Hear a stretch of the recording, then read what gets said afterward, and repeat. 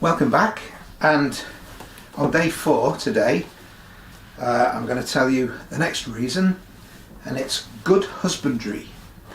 Some people might call it thrift, others might call it economy. It's not necessarily thrift, because if you buy a decent pair of shoes, and you really should, spend as much money as you can on your bed and your shoes, because if you're not in one, you're likely to be in the other. So if you buy decent shoes, they're going to last you a long time if you maintain them and look after them. Now you can see yesterday we took off the polish with all these cotton wool balls full of Reno Matte, and having done that and allowed them to dry, I'm now going to saddle soak them again. So what we've done here is given them a really good deep clean.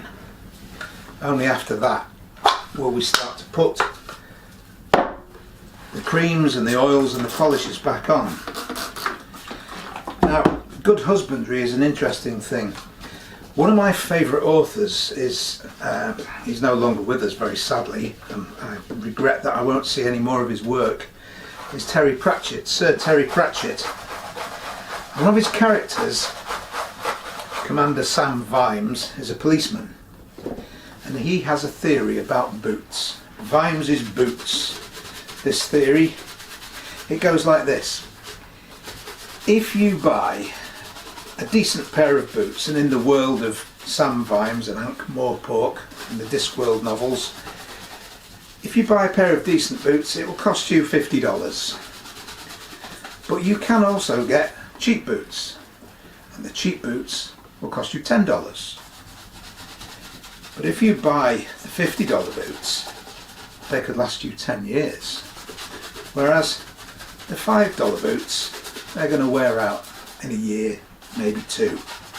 And the end result is that you will spend more on the cheap boots, and your feet will still get wet, than if you bought the decent boots and maintained them in the first place, which is a good theory, a good way of looking at things.